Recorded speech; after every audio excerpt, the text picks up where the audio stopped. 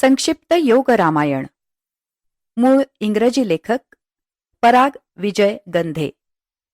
मराठी अनुवाद दिलीप अंबिके व डॉक्टर पुष्पलता इनामदार. वाचन अपर्णा जोग.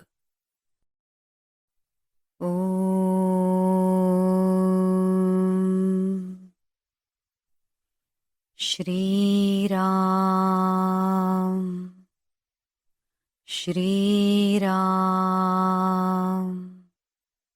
श्रीराम.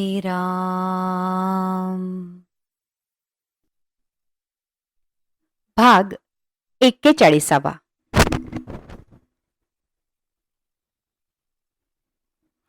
श्रोते हो, 40व्या भागात आपण कुंभकर्णाच्या कथेविषयी काही गोष्टी जाणून घेतल्या. रामायणात कुंभकर्ण हे महत्वाचं पात्र आहे असंही आपण बघितलं. याच कुंभकर्णाविषयी आणखीनही काही जाणून घेऊया आजच्या 41व्या भागात. युद्धकांडातल्या 67व्या सर्गातल्या 115व्या श्लोकापासून पुढे कुंभकर्ण श्रीरामाबरोबर युद्ध करतो. कुंभकर्ण श्रीरामाला ठार मारण्यासाठी त्याच्याकडे झेपावतो.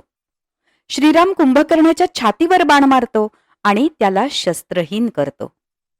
जखमी झालेला कुंभकर्ण रणांगणावर चहूकडे फिरतो. तो वानर आणि राक्षस सेनेचं भक्षण करतो. नैवायं वानरान् राजन् विजानाति राक्षसान् मत्तः शोणितगंधेन स्वान् पराश्चैव खादति. म्हणजेच वानर कोण आणि राक्षस कोण हे त्याला ओळखता येत नाही. रक्ताच्या वासाच्या नशेत तो समोर दिसेल त्याला खाऊन टाकतोय, असा या श्लोकाचा अर्थ आहे. कुंभकर्णाला रणांगणावर एकटं का जायचं होतं याचं उत्तर आपल्याला आता कळतं. कुंभकर्ण हे जाणून होता की तो रणांगणावर जखमी होणार आहे आणि त्याला स्वतःचं भान राहणार नाही. मग शत्रूची आणि त्याची स्वतःची फौज यातला फरक त्याला कळणार नाही, म्हणून त्याला स्वतःचं सैन्य रणांगणावर नको होतं. आपण बघितलं की कुंभकर्ण रावणाला नुसतेच नीतिमत्तेचे धडे देत नाही, तर तो रणांगणात राक्षसांचं भक्षण पण करतो. तमोगुण अहंकाराच्या बाजूने लढतो, तरीही तमोगुण अहंकाराची हानी सुद्धा करतो. नीट विचार करून बघितलं तर हे तीनही भाऊ संधी मिळेल तेव्हा एकमेकांवर कुरघोडी करतायत. आता हे समजून घेणं अतिशय महत्वाचं आहे. रावण राजा होऊन विभीषण आणि कुंभकर्ण यांना दाबून ठेवतो. नंतर विभीषण श्रीरामाला जाऊन मिळतो आणि रावण आणि कुंभकर्ण यांच्या विरुद्ध युद्धात उतरतो. आता आपण पाहतो की कुंभकर्ण रावणाची बाजू आणि विभीषणाची बाजू या दोन्हींवर एकदम हल्ला करतो. हे असं का घडतं? याला कारण असं की हे तिन्ही भाऊ रजोगुण, तमोगुण आणि सत्वगुण यांचं प्रतिनिधित्व करतात. भगवद्गीतेच्या 14व्या अध्यायात 10व्या श्लोकात सांगितल्याप्रमाणे रजस्तमश्चाभिभूय सत्वं भवति भारत रजसत्वं तमश्चैव तमसत्वं रजस्तथा. म्हणजेच कधी कधी सत्वगुण हा रजोगुण आणि तमोगुणावर विजयी होतो, तर हे अर्जुना कधी कधी रजोगुण हा सत्वगुण आणि तमोगुणावर प्रभुत्व मिळवतो आणि इतर वेळी तमोगुण हा रजोगुण आणि सत्वगुणावर मात करतो. वाल्मिकी ऋषी पुन्हा पुन्हा आपल्याला ही कल्पना सांगतात, ही कल्पना आपल्या मनावर बिंबवतात की तमोगुण हा निसर्गाच्या गुरुत्वाकर्षणाच्या नियमाप्रमाणे प्रकृतीचा गुण आहे. तमोगुण कोणाचीही बाजू घेत नाही आणि म्हणूनच रावणाने पहिल्याच झटक्यात कुंभकर्णाला जागं केलं नाही. जोपर्यंत श्रीरामाने त्याला हरवलं नाही तोपर्यंत रावण थांबला. जेव्हा पराभव होण्याची शक्यता निर्माण झाली तेव्हा मात्र त्यांनी कुंभकर्णाला उठवलं. युद्धकांडातल्या 67व्या सर्गातल्या 131व्या श्लोकामध्ये लक्ष्मण सुचवतो की कुंभकर्णाचं वजन त्याच्याच विरुद्ध वापरायचं आणि त्यालाच रणांगणावर लोळवायला लावायचं. लक्ष्मण म्हणतो की वानरं कुंभकर्णावर उड्या मारतील, त्याला जमिनीवर पाडतील आणि त्याला ठार करतील. यानंतरच्याच 132व्या श्लोकात वानरं कुंभकर्णाच्या अंगावर उड्या मारतात, परंतु कुंभकर्णाला लोळवायला त्यांना जमत नाही. मग श्रीराम युद्धात प्रवेश करतो आणि कुंभकर्णाशी लढतो. युद्धकांडातल्या 67व्या सर्गातल्या 162व्या श्लोकामध्ये श्रीराम कुंभकर्णाचे हात तोडतो आणि 163व्या श्लोकामध्ये कुंभकर्णाचे दोन्ही पाय तोडतो आणि त्याला जमिनीवर पाडतो. सकुंभकर्णस्य भुजो निकृत्त पपात भूमौ गिरिसन्निकाश विवेष्टमानो निजघान वृक्षान् शैलां शिलावानर राक्षसांच. म्हणजेच डोंगरासारखा दिसणारा तो कुंभकर्णाचा हात छाटला गेला, तो जमिनीवर पडला आणि इकडे तिकडे वळवळत राहून त्यांनी झाडं, खडक, माकडं आणि राक्षस यांना धडक दिली. तं छिन्न बाहुं समवेक्ष राम समापतन्तं सहसा नदन्तं द्वावर्धचन्द्रौ निशितौ प्रगृह्य विच्छेदपादौ युधी राक्षसस्य. म्हणजेच श्रीरामाने जेव्हा बघितलं की दोन्ही हात तुटून सुद्धा तो कुंभकर्ण ओरडत पुढे चाल करून येतोय, तेव्हा श्रीरामाने 2 अर्धचंद्राकार बाणांनी त्या राक्षसाचे दोन्ही पाय तोडले. तौ तस्य पादौ प्रदिशो दिशश्च गिरेर्गृहाश्चैव महार्णवं च लंकां च सेनां कपिराक्षसानां विनादयन्तौ विनिपेततुश्च. म्हणजेच सगळ्या दिशांना जात डोंगर गुहांमध्ये, महासागरात, लंकेत, तसंच वानर आणि राक्षसांच्या रणांगणातही कुंभकर्णाचे पाय वळवळत फिरले आणि खाली पडले.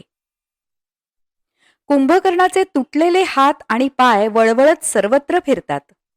हा उल्लेख आपल्याला असं सांगतो की तमोगुणाला स्वतःचं जडत्व आहे.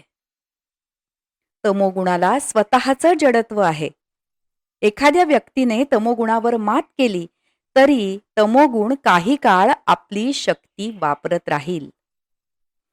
वाल्मिकी मुनी पुन्हा सुचवतात की कुंभकर्ण जमिनीवर उताना पडला तरीही तो श्रीरामाकडे सरपटत जात आहे. निकृत्त बाहुर्विनिकृत्त पादौ विदार्य वक्रम वडवा मुखाभम दुत्रावरामं सहसाभिगर्जन राहुर्यथा चंद्रमिवांतरिक्षे.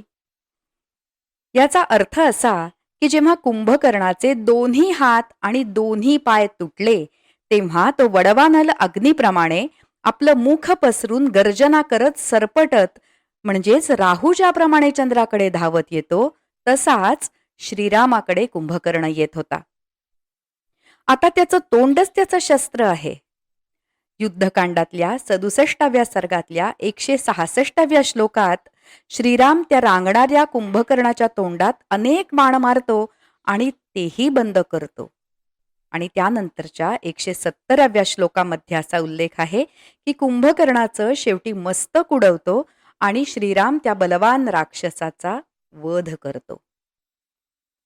सतन्महापर्वतकूटसन्निभं सुवृत्तद्रष्टं चलचारुकुण्डलं चकर्तरक्षोऽधिपतेः शिरस्तदा यथैव वृत्रस्य पुरा पुरंदर. अर्थात ज्याप्रमाणे इंद्राने वज्राच्या साहाय्याने वृत्रासुराचं मस्तक तोडलं होतं, त्याप्रमाणे पर्वतशिखराप्रमाणे असलेलं प्रचंड मोठं भयानक दात आणि 2 कुंडलांनी शोभणारं कुंभकर्णाचं मस्तक श्रीरामाने बाणांच्या साहाय्याने तोडलं. कुंभकर्ण जरी ठार झाला तरी आपल्यासाठी त्यांनी एक कोडं निर्माण करून ठेवलंय. युद्धकांडातल्या 67व्या सर्गातल्या 172व्या आणि 173व्या श्लोकामध्ये कुंभकर्णाचं मस्तक लंकेच्या रस्त्यावर तर त्याचं धड समुद्रात पडतं. अनेक वानर, जलचर, मासे त्याखाली चिरडून ठार होतात. तच्चातिकायं हिमवत्प्रकाशं रक्षस्तदा तोयनिधौ पपात. ग्राहान् परान् मीनचयान् भुजंगमान् ममर्द भूमीं च तथा विवेश. म्हणजेच मग तो प्रचंड राक्षस समुद्रात पडला. त्यामुळे समुद्रातल्या अनेक मगरी, सुंदर मासे आणि साप ठेचले गेले. कुंभकर्णाचं डोकं लंकेच्या रस्त्यावर पडलं आहे. यावरून कुंभकर्ण आणि श्रीराम यांची रणांगणावरची स्थानं आपल्या लक्षात येतात.